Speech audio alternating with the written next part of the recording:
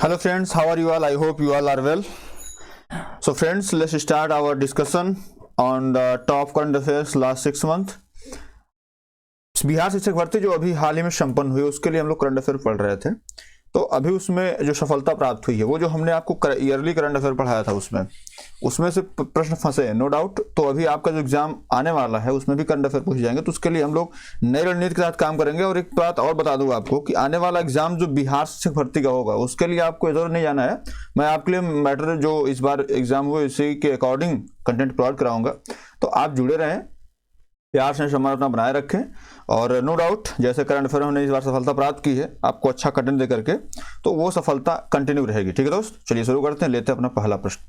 क्या भैया, गरुड़ गणना 2023 के अनुसार सर्वाधिक गरुड़ भारत के किस राज्य में पाए जाते हैं, ये प्रश्न पूछा गया है। ठीक है, देखिए बिहार का बहुत ज़्यादा करंट आया नहीं था, लेकिन हम फिर भी हर पेपर में, चूंकि पेपर का पैटर्न चेंज होता रहता है सर, तो वो हम चेंज करेंगे। 2 प्रश्न 3 प्रश्न हर पेपर में लेंगे। बाकी ये वीडियो जो है आप अगर किसी भी एग्जाम की तैयारी करें सबके लिए इंपॉर्टेंट है। ठीक है दोस्त, गरुड़ गणना 2023 के अनुसार सर्वाधिक गरुड़ भारत किस राज्य में पाए जाते हैं? तो ऑप्शन ए है उत्तर प्रदेश, ऑप्शन बी है बिहार, ऑप्शन सी है आंध्र प्रदेश, ऑप्शन डी है पश्चिम बंगाल। बताइए सर।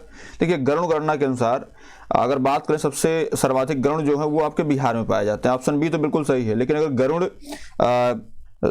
के स्वास्थ्य के लिए ध्यान देने के लिए जो केंद्र स्थापित किया गया वो उत्तर प्रदेश के महाराजगंज में बनाया गया है। ठीक है दोस्त, तो इस प्रश्न के हिसाब से तो ऑप्शन नंबर बी सही है। लेकिन अगर गरुड़ स्वास्थ्य केंद्र की बात कर लें, गरुड़ हॉस्पिटल की बात कर लें, तो वो खुला उत्तर प्रदेश के महाराजगंज में। चलिए आगे बढ़ते हैं। बिहार सरकार द्वारा बिहार का पहला कछुआ पुनर्वास केंद्र कहाँ खोला गया है? ऑप्शन ए है पटना, ऑप्शन बी है भागलपुर, ऑप्शन सी है शिवहर, ऑप्शन डी है मुंगेर। बताओ भैया, बिहार सरकार द्वारा बिहार का पहला कछुआ पुनर्वास केंद्र जो है ये कहाँ खोला गया है? 4 ऑप्शन आपको दिए गए हैं, बताइए इसमें राइट आंसर क्या होगा। देखिए अगर हम बात कर लें पहला कछुआ पुनर्वास केंद्र जो बिहार सरकार द्वारा खोला गया है वो भागलपुर में खोला गया है। कहाँ खोला गया है? ऑप्शन बी जो भागलपुर है ये बिल्कुल राइट आंसर है ना।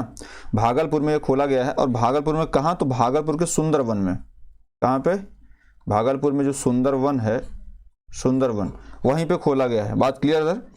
और बिहार में अपने तरह का पहला कछुआ पुनर्वास केंद्र है। ठीक है, और इसमें राइट आंसर आपका ऑप्शन नंबर बी हो जाएगा। चलिए आगे बढ़ते हैं सर, तीसरा प्रश्न लेते हैं। क्या भैया, बिहार सरकार ने शराबबंदी कानून का उल्लंघन करने वालों की गिरफ्तारी के लिए किस ऑपरेशन को चलाया है? ऑप्शन ए स्वार्थ, ऑपरेशन प्रहार, ऑप्शन सी है ऑपरेशन दिलहार, ऑप्शन डी इनमें से कोई नहीं। देखिए इसका राइट आंसर जो हो जाएगा मेरे दोस्त ऑपरेशन प्रहार हो जाएगा। इसमें एक चीज़ आप बहुत ही लीगली बता दूं आपको, जैसे आप कहीं से शराब पी के आते हैं और बिहार, जैसे मान लीजिए आप यूपी आए बलिया में और आपने शराब पिया और चले गए, बलिया गाजीपुर कहेंगे शराब पिए चले गए, तो वो आपके लिए अपराध नहीं माना जाएगा। लेकिन जब आप बिहार के क्षेत्र में शराब पियेंगे तो वो अपराध माना जाएगा। तो इसलिए इसके लिए ऑपरेशन प्रहार चलाया गया सर। ठीक है, चलिए आगे बढ़ते हैं सर। चौथा नंबर, क्या भैया, चंद्रयान 3 को किस प्रक्षेपण यान से प्रक्षेपित किया गया? लविंग क्वेश्चन था, बीपीएससी का आया हुआ है। ठीक है, ऑप्शन ए हमने पढ़ा भी रखा है, LVM 3 MK4, LVM 4 MP3, option C है LKM 3, LVM 4, ऑप्शन डी इनमें से कोई नहीं। देखिए सर, हम इसके विषय में थोड़ा सा अच्छे से पढ़ लेते हैं। हमने जो आपको पढ़ाया था, जो क्वेश्चन पढ़ा था हूबहू वही क्वेश्चन आया है ना। अब देखिए हमने आपको बताया था चंद्रयान 3 के विषय में सर। ठीक है, चंद्रयान 3 जो है ये लॉन्च किया गया था 14 जुलाई को। कब लॉन्च किया गया था? 14 जुलाई 2023 को लॉन्च किया गया था। और ये जो पहुंचा था चंद्रमा की कक्षा में, या ये कह सकते हैं जो दक्षिणी ध्रुव पर पहला पहुंचा था, ये पहुंचा था 23 अगस्त को। कब?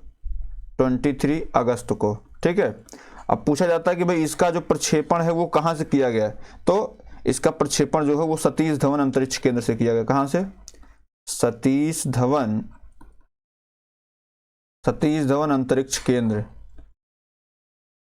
सतीश धवन अंतरिक्ष केंद्र से किया गया। ठीक है, अब आप जिसे यहाँ से पूछ लेता कि भाई यहाँ पे जो है इसका जो रोवर था उसका क्या नाम था? तो भाई इसका रोवर जो था, रोवर, तो रोवर का नाम मेरे भाई क्या था? रोवर का नाम था प्रज्ञान। क्या नाम था भैया? रोवर का नाम प्रज्ञान था। और ये कितना किलो का था? ये था 26 किलोग्राम का। रोवर का नाम प्रज्ञान था। और अगर यही पूछ ले कि भाई लैंडर का क्या नाम था? लैंडर, तो लैंडर का नाम क्या था? विक्रम था। क्या था भैया? विक्रम था। ठीक है, और ये कितना का था, 1724 किलोग्राम का था। बात क्लियर है।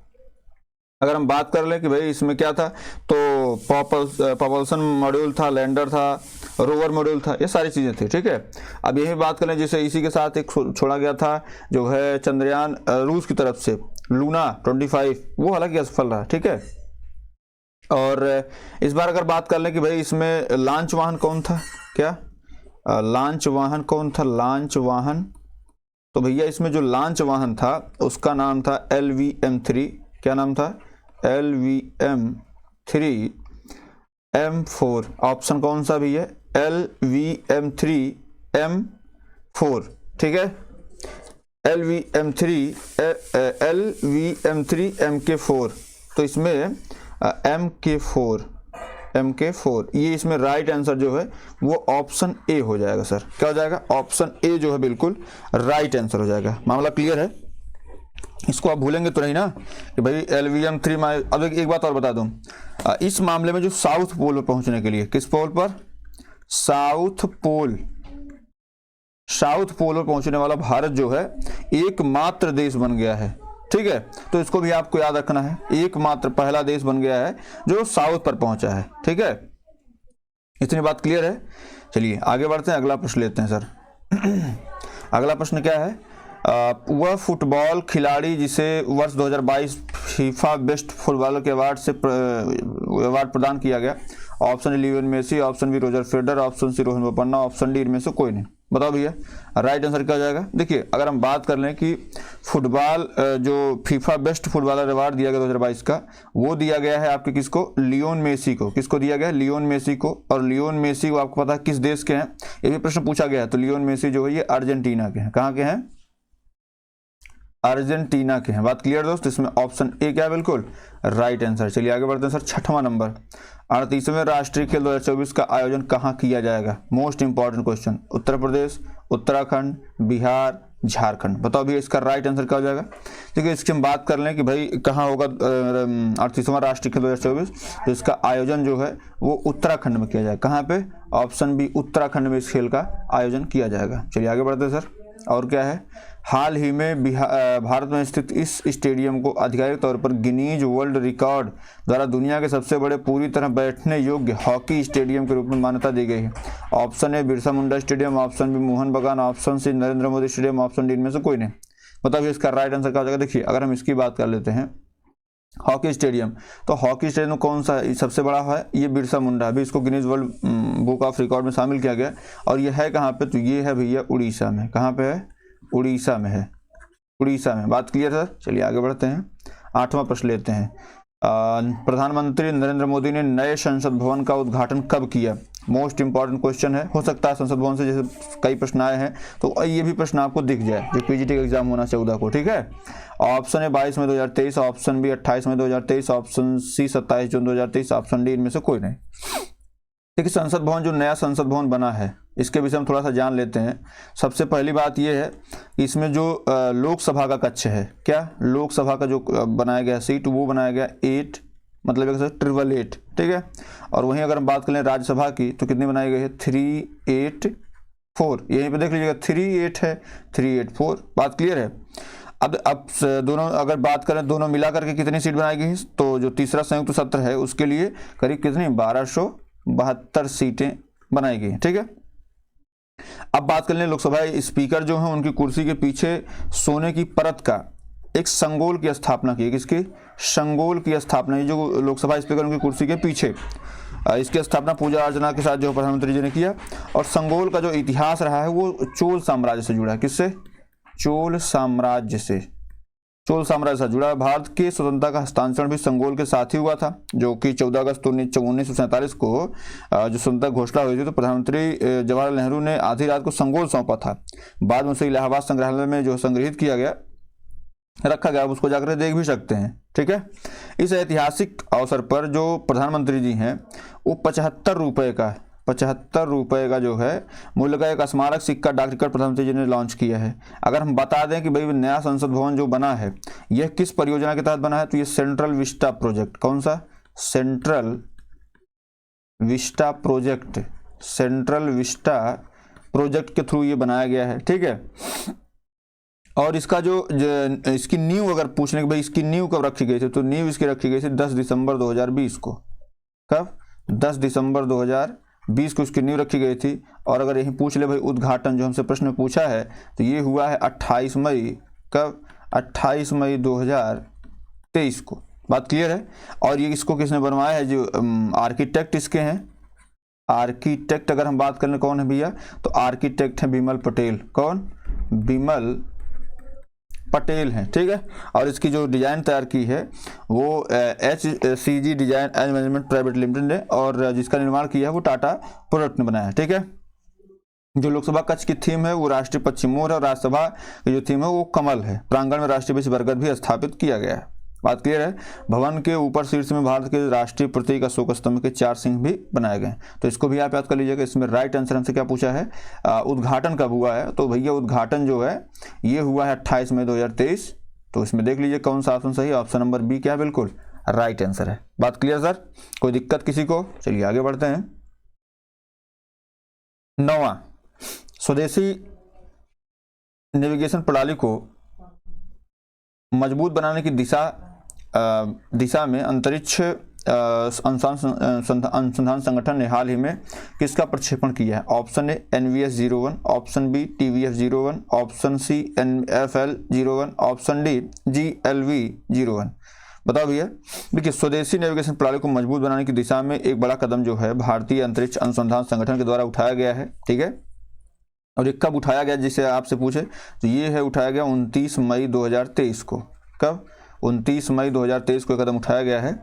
और इसके लिए second generation navigation satellite NVS-01, क्या NVS-01 का प्रक्षेपण श्रीहरिकोटा के सतीश धवन अंतरिक्ष केंद्र से शक्तिशाली भू स्थिर उपग्रह प्रक्षेपण GSLV MK2F12 के द्वारा किया गया है, ठीक है दोस्त। तो इसमें राइट आंसर जो है वो ऑप्शन नंबर ए बिल्कुल क्या है? सही हो जाएगा। देखिए, एक बात और बता दें, अगर क्लास आपको अच्छी लग रही हो दोस्त, तो आप इसको प्लीज़ लाइक कर लीजिए, शेयर कर लीजिए, सब्सक्राइब जरूर कर लीजिए। इससे हमारा मनोबल बढ़ता है और आपके लिए और अच्छा करने की प्रेरणा मिलती है, ठीक है दोस्त। चलिए आगे बढ़ते हैं। वर्ल्ड सिटीज कल्चर फोरम में शामिल होने वाला पहला भारतीय शहर कौन बना है? ऑप्शन ए है इंदौर, ऑप्शन बी है सूरत, ऑप्शन सी है पटना, ऑप्शन डी है बेंगलुरु। बताओ भैया। देखिए, जुलाई 2023 के आखिरी सप्ताह में जो है कर्नाटक की राजधानी कौन? बेंगलुरु क्या है? कर्नाटक की राजधानी है। कर्नाटक की राजधानी, हमने जब इतना कहा तो आपके मन में बेंगलुरु आ जाना चाहिए। कर्नाटक की राजधानी जो है बेंगलुरु, इसको वर्ल्ड सिटीज कल्चर फोरम में सम्मिलित किया गया। ऐसा बनने वाला पहला भारतीय शहर ये है। क्या है? पहला भारतीय शहर बन गया है ये, ठीक है। वर्ल्ड सिटीज कल्चर फोरम शहरों का एक वैश्विक नेटवर्क है जो भविष्य की समृद्धि को आकार देने में संस्कृति की महत्वपूर्ण भूमिका का पता लगाने के लिए सहयोगात्मक रूप से शोध करता है और खुफिया जानकारी साझा करता है, ठीक है। बेंगलुरु WCCF में शामिल होना दुनिया का अगर पहला भारतीय शहर और दुनिया का जो है ये 41वां मतलब 41वां शहर है। इससे पहले न्यूयॉर्क, लंदन, पेरिस, टोक्यो और दुबई जैसे 6 महाद्वीपों के 40 शहर सम्मिलित हो चुके हैं। बात क्लियर है? इसका right answer option number D हो जाएगा। चलिए आगे बढ़ते हैं सर। 11 नंबर, न्यूनतम आय गारंटी विधेयक पेश करने वाला पहला राज्य कौन बना है? Option A Bihar, option B Rajasthan, option C Uttar Pradesh, option D Bihar. देखिए, इसमें 2 बार रिपीट हो गया, इसको काट देते हैं। देखिए, न्यूनतम आय गारंटी विधेयक पेश करने वाला जो राज्य बना है वो बना है राजस्थान। कौन बना है? राजस्थान है। इसमें जो इस विधेयक के द्वारा वयस्क व्यक्ति को, कौन से व्यक्ति? वयस्क व्यक्ति, जो वयस्क व्यक्ति हैं या कह सकते हैं वयस्क नागरिक हैं, उनको एक वर्ष में 125 दिन न्यूनतम आय गारंटी, क्या न्यूनतम आय गारंटी जो है, जो राज्य ग्रामीण मनरेगा के लिए 100 दिन थी, उसके अतिरिक्त 25 दिन का और रोजगार सुनिश्चित करने के लिए यह लाया गया है। और इसमें यह भी कहा गया है कि साहब इसमें जो पैसे मिल रहे हैं वो नगद के रूप में ऐसे दिए जाएंगे, ठीक है। तो इसको भी आप याद कर लीजिए, हो सकता है कि आपके एग्जाम के पॉइंट ऑफ व्यू से अच्छा हो, ठीक है। चलिए आगे बढ़ते हैं। बरहमा विश्व का पहला नैनो DAP तरल का लोकार्पण किसने किया? देखिए, option A Narendra Modi, option B Amit Shah, option C Narendra Singh Tomar, option D Rajnath Singh. देखिए, बात कर लेते हैं अभी 26 अप्रैल 2023 को, कब 26 अप्रैल 2023 को केंद्रीय गृह एवं सहकारिता मंत्री अमित शाह ने, किसने, अमित शाह ने जो पहला नैनो डीएपी तरल है इसका उद्घाटन कहाँ किया, नई दिल्ली में किया। ठीक है, भारतीय किसान उर्वरक सहकारी लिमिटेड के द्वारा विकसित किया गया है ये। और ये कह सकते हैं कि इफ्को नैनो डीएपी नाइट्रोजन और फास्फोरस युक्त एक नैनो उर्वरक उत्पादन का शुभारंभ भारत को खाद्य उत्पादन उर्वरक क्षेत्र में आत्मनिर्भर बनाने के उद्देश्य से किया गया है। ठीक है, बात क्लियर है। इसमें आप देखिए कहाँ पे लोकार्पण किया गया, तो नई दिल्ली में किया गया है। और किसके द्वारा किया गया, तो अमित शाह के द्वारा किया गया। तो ऑप्शन नंबर बी क्या है, बिल्कुल राइट आंसर। अमित शाह है क्या, तो बेसिकली ये है केंद्रीय गृह और सहकारिता मंत्री। ठीक है, चलिए आगे बढ़ते हैं सर। 13 नंबर, अमेजन इंडिया ने पहला फ्लोरिंग स्टोर कहाँ खोला है, मोस्ट इंपॉर्टेंट क्वेश्चन है। Option Uttarakhand, option B Ladakh, option C Jammu Kashmir, option D Himachal Pradesh. देखिए अमेजन इंडिया ने 27 जुलाई 2023 में, एग्जैक्ट डेट इसलिए लिखवा दे रहा हूँ ताकि आप ये जान लें कि आपको पूरे साल का करंट अफेयर पढ़ाया जा रहा है। 27 जुलाई 2023 में जो है अपने अंतिम मील डिलीवरी कार्यक्रम आई हैव अ स्पेस के हिस्से के रूप में श्रीनगर जम्मू कश्मीर के किनारे, श्रीनगर जम्मू कश्मीर में किसकी झील किनारे, डल झील के किनारे, किस झील के, डल झील के किनारे जो है ये फ्लोरिंग स्टोर का उद्घाटन किया गया है। ठीक है, तो इसमें राइट आंसर आपका ऑप्शन नंबर सी बिल्कुल राइट हो जाएगा। चलिए आगे बढ़ते हैं sir. Global crisis response group में हाल ही में किस देश को सम्मानित या सम्मिलित किया गया, option A Bharat, option B Bangladesh, option C Germany, option D Indonesia. देखिए अगर हम बात कर लेते हैं चैंपियंस ग्रुप जो है, ग्लोबल क्राइसिस चैंपियंस ग्रुप, ठीक है, तो इसमें संयुक्त राष्ट्र महासचिव के निमंत्रण पर जो है भारत को सम्मिलित किया गया। किसको, भारत को सम्मिलित किया गया है। यह ध्यान देने वाली बात है कि GCRG के चैंपियंस ग्रुप में शामिल होने का निर्णय भारत के बढ़ते वैश्विक नेतृत्व और समकालीन वैश्विक चुनौतियों से निपटने के लिए उसकी प्रतिबद्धता को दर्शाता है। ठीक है, और ये जो संगठन है global crisis response group GCRG की स्थापना जो है, ये स्थापना अगर आपसे हो सकता है पूछ ले तो इसकी स्थापना जो है 2022 में की गई। खाद्य सुरक्षा, ऊर्जा और वित्त में तत्काल वैश्विक मददों को संबोधित और वैश्विक प्रतिक्रिया का समन्वय करने के लिए की गई है। ठीक है, भारत को GCRG में चैंपियंस ग्रुप में शामिल होने के लिए संयुक्त राष्ट्र महासचिव एंटोनियो गुटेरेस से निमंत्रण मिला। ठीक है, तो इसमें अगर बात कर लेते हैं बांग्लादेश, जर्मनी, तो ये लोग पहले से सम्मिलित हैं सर, लेकिन भारत को अभी सम्मिलित किया गया। ठीक है, चलिए आगे बढ़ते हैं। 15 नंबर पे, दुनिया के शीर्ष 500 सुपर कंप्यूटर सूची में एरावत का कौन सा स्थान है, ऑप्शन ए 74वां, ऑप्शन बी 75वां, ऑप्शन सी 76वां, ऑप्शन डी 74वां। बताओ भैया इसका राइट आंसर क्या है। देखिए अभी हाल ही में कंप्यूटर की सुपर कंप्यूटर जो है उनकी सूची जारी हुई है, तो इसमें जो है करीब 500 सुपर कंप्यूटर जो है इसमें जारी किया गया है। तो इसमें जैसे 1 नंबर पे है फ्रंटियर, क्या नाम है, फ्रंटियर। ठीक है, फ्रंटियर कहाँ का है, तो ये है अमेरिका का, कहाँ का है, USA का है। ठीक है, दूसरे नंबर पर कौन आता है भैया, दूसरे नंबर पर आता है फगाकू, क्या आता है, दूसरे नंबर पर आता है फगाकू, ये कहाँ का है, तो ये है आपका जापान का। ठीक है, तीसरे नंबर पर कौन आता है भैया, तीसरे नंबर पे आता है आपका लूमी। 3 नंबर तक हमें याद रखना है, कौन, 3 नंबर तक लूमी की कहाँ का है, तो ये है आपके फिनलैंड का, कहाँ का है, फिनलैंड का है। मतलब पहले फ्रंटियर USA का, दूसरे पे जापान का फगाकू है, तीसरे पर लूमी फिनलैंड का है। ठीक है, और अब हमारा जो आया है एरावत, ठीक है, एरावत जो है ये 75 नंबर का है। किस नंबर का है, 75 नंबर का है। और ये कहाँ स्थापित है, तो ये स्थापित है सीडैक पुणे में स्थापित AI सुपर कंप्यूटर एरावत जो है ये दुनिया का 75वां कंप्यूटर बना है। ठीक है, दरअसल मई 2023 में जर्मनी के अंतर्राष्ट्रीय सुपर कंप्यूटर सम्मेलन में जो है 500 वैश्विक सुपर कंप्यूटर सूची में के जो 61वां संस्करण था उसमें इसको सम्मिलित किया गया था। तो एरावत का स्थान जो है, एरावत को आप किससे जोड़ेंगे, 75 से। ठीक है, सीडैक पुणे में स्थापित किया गया AI सुपर कंप्यूटर। बात क्लियर है। अगर हम बात कर लेते हैं कि भाई जो भारत के परम सिद्धि हैं, कौन, परम सिद्धि की बात कर लें तो इसका जो है 131 है। वहीं पर जो भारत का सुपर कंप्यूटर एक प्रत्यूष है, तो प्रत्यूष का किस नंबर पे है, तो 169 पर है।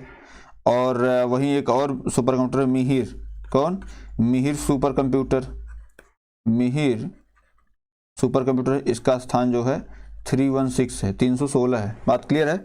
चलिए सर आगे बढ़ते हैं। इसका right answer option number B हो जाएगा। अगला क्या है, संघाई सहयोग संगठन 2000 संगठन का 23वां शिखर सम्मेलन कहाँ आयोजित किया गया? Option A Bharat, option B Uzbekistan, option C Kazakhstan, option D Pakistan. बताओ भैया इसका राइट आंसर क्या हो जाएगा? लेकिन इसकी बात करें संघाई सहयोग संगठन की, तो जो 23वां शिखर सम्मेलन था इसका, ये संपन्न हुआ है 4 जुलाई 2023 को। मतलब ये कह सकते हैं जुलाई 2023 में ये संपन्न हुआ है। बात क्लियर है? और इसकी जो थीम थी, अगर हो सकता है आपसे पूछ ले कि भाई पूछता ही है, थीम क्या है? सुरक्षित एससीओ को और क्या? सुरक्षित एससीओ की ओर। मतलब अगर इंग्लिश में अगर कहें तो टूवर्ड्स सिक्योर एससीओ। क्या? Towards secure SCO. बात क्लियर है? सिक्योर यहाँ पे जो शब्द है, सिक्योर मतलब security, economic development, connectivity, unity, respect for sovereignty and territorial integrity and environmental protection, इसके लिए किया गया है। ठीक है दोस्त, तो इसको जो है, इसमें कौन इसमें जो है मेज़बान रहा है? तो देखिए अगर बात कर लें तो मेज़बान तो जो है भारत है। ठीक है, और एक बात और बताएं, सदस्य देश जो वर्ष 2024 है, क्या 2024 है, उसको एससीओ पर्यावरण वर्ष घोषित किया गया है। ठीक है, प्रधानमंत्री की अध्यक्षता में जो है ये शिखर सम्मेलन चीनी राष्ट्रपति जिनपिंग, उनके सहयोगी रूसी समकक्ष व्लादिमीर पुतिन, पाकिस्तान के प्रधानमंत्री शहबाज शरीफ और समूह के अन्य नेता भी इसमें सम्मिलित हुए थे। और बात कर लेते हैं कि भाई एससीओ की स्थापना कब हुई थी? क्या एससीओ की स्थापना कब हुई थी? तो इसकी स्थापना मेरे दोस्त 2001 में की गई थी। कब? 2001 में की गई थी। ठीक है, और वर्ष 2017 में पाकिस्तान जो है इसका स्थायी सदस्य बन गया है। और वहीं पर अगर हम बात करें 23वां शिखर सम्मेलन है, 24वां कहाँ पे होगा? अगर आपसे पूछ ले तो 24वां शिखर सम्मेलन जो है वो होगा अस्थाना में। कहाँ पे? अस्थाना में होगा। और अस्थाना कहाँ की जो है राजधानी है? तो वो है कजाकिस्तान की। कहाँ की? कजाकिस्तान की है दोस्त। ठीक है, कजाकिस्तान की। तो इसमें देखिए 2024 में तो ये होगा, 2024 में कजाकिस्तान में होगा एससीओ, और 2023 में कहाँ संपन्न हुआ? भारत में। चलिए आगे बढ़ते हैं सर। 17 नंबर, मानसिक स्वास्थ्य को समर्पित भारत का पहला चैटबॉट टेलीमानस कहाँ लॉन्च किया गया? ठीक है, option A Ladakh, option B Uttarakhand, option C Jammu Kashmir, option D इनमें से कोई नहीं। अगर हम बात कर लेते हैं टेलीमानस चैट बॉक्स की, तो देखिए भारत के राष्ट्रीय टेलीमानसिक स्वास्थ्य कार्यक्रम टेलीमानस स्वास्थ्य सहायता और राज्यों में नेटवर्किंग टेलीमानस की घोषणा की गई है। टेलीमानस एक द्विस्तरीय प्रणाली है। ठीक है, टियर 1 में जो है वो राज्य टेलीमानस शामिल हैं, जिसमें प्रशिक्षित परामर्शदाता और मानसिक स्वास्थ्य विशेषज्ञ सम्मिलित हैं। और टियर 2 में शारीरिक परामर्श के लिए जिला मानसिक स्वास्थ्य जो DMHP मेडिकल कॉलेज संसाधनों की जो है ये सब सम्मिलित हैं। ठीक है, तो भैया इसकी जो शुरुआत है टेलीमानस चैटबॉट की मनोज सिन्हा ने करी है। किसने? मनोज सिन्हा ने करी है। और ये कहाँ पे किए हैं? तो ये किए हैं आपके जम्मू कश्मीर में। ऑप्शन नंबर सी क्या है? बिल्कुल राइट आंसर। ठीक है, चलिए आगे बढ़ते हैं सर। ओडिशा के मुख्यमंत्री ने लिंगराज मंदिर के पुनर्विकास के लिए कौन सी परियोजना शुरू की है? ऑप्शन ए टेगराज परियोजना, ऑप्शन बी कुमारा परियोजना, ऑप्शन सी लिंगराज परियोजना, ऑप्शन डी इनमें से कोई नहीं। देखिए जो उड़ीसा के मुख्यमंत्री हैं, पहले तो यही जान लीजिए उड़ीसा के मुख्यमंत्री हैं कौन? तो ये हैं आपके नवीन पटनायक। कौन है? नवीन पटनायक है। बात क्लियर है? नवीन पटनायक हैं। और इन्होंने क्या किया है? पुनर्विकास के लिए जो है परियोजना शुरू की। कितने की? 280 करोड़ रुपए की। कितने की? 280 करोड़ रुपए की परियोजना शुरू किए हैं। और ये 11वीं शताब्दी का जो लिंगराज मंदिर है उसमें जो है जो भुवनेश्वर में स्थित उसके परिवेश को बढ़ाने के लिए। ठीक है, और इसके लिए जो है इसके लिए इन्होंने लॉन्च की है योजना। उसका नाम क्या है? इकमारा परियोजना। इकमारा परियोजना जो है भुवनेश्वर में जो मतलब ये कह सकते हैं कि इकमारा योजना या इकमारा क्षेत्र जो है ये भुवनेश्वर के प्राचीन नाम में ऐतिहासिक भगवान शिव मंदिर के आसपास के लगभग 80 एकड़ भूमि को पुनर्जीवित करने पर केंद्रित है। बात क्लियर है सर? इसका right answer option number B आपका सही हो जाएगा। चलिए आगे बढ़ते हैं। 19 नंबर, क्या भैया दुनिया की सबसे बड़ी ऑफिस बिल्डिंग भारत में कहाँ बनकर तैयार हुई है? Option A Indore, option B Surat, option C Patna, option D Noida. देखिए अगर हम बात कर लेते हैं कि भारत में सबसे बड़ी ऑफिस बिल्डिंग, तो ये तैयार हुई है भारत के शहर पटना में। और ये शहर कहाँ पड़ता है? तो ये पड़ता है आपके गुजरात में। कहाँ पड़ता है? गुजरात में ये पड़ता है। ठीक है, ये बिल्डिंग बनकर तैयार हुई है और इसका जो ये करीब 4 साल बिल्डिंग बनी है। कितने साल में? 4 साल बिल्डिंग बनी है। और इसका नाम जो है, इस ऑफिस बिल्डिंग का नाम जो रखा गया है वो रखा गया है सूरत डायमंड बोर्स। क्या?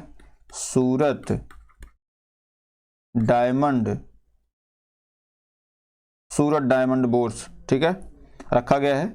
और दुनिया के जीएम कैपिटल के रूप में प्रसिद्ध है। सूरत की इस इमारत को वन स्टॉप डेस्टिनेशन के रूप में बनाया गया है, ठीक है। और इसका उद्घाटन जो है अभी हाल ही में मोदी जी ने किया है, ठीक है। चलिए आगे बढ़ते हैं। 20 नंबर, क्या भैया? भारत के पहले स्वदेशी परमाणु रिएक्टर का संचालन कहाँ किया गया? Option A Andhra Pradesh, option B Gujarat, option C Kerala, option D Odisha में। बताओ भैया, भारत का पहला स्वदेशी परमाणु रिएक्टर, देखिए भारत के पहले स्वदेशी परमाणु रिएक्टर का जो संचालन किया गया वो किया गया सूरत में। कहाँ पे? सूरत में। किस परियोजना? सूरत में जो है काकरा पार परमाणु ऊर्जा परियोजना, ठीक है। भारत में पहला स्वदेशी रूप से विकसित 700 मेगावाट के परमाणु ऊर्जा रिएक्टर KAPP-3 30 जून 2023 को वाणिज्यिक परियोजना के लिए शुरू किया गया। इसे असैनिक परमाणु ऊर्जा क्षेत्र के रूप में एक बड़ी उपलब्धि माना जा रहा है सर। तो ये कहाँ किया गया है? ऑप्शन नंबर बी गुजरात में। ऑप्शन नंबर बी बिल्कुल राइट आंसर है। उम्मीद करता हूँ क्लास आपको अच्छी लगी होगी। अच्छी लगी तो प्लीज़ इसको लाइक कर लें, शेयर करें, सब्सक्राइब जरूर कर लें। बहुत बहुत धन्यवाद।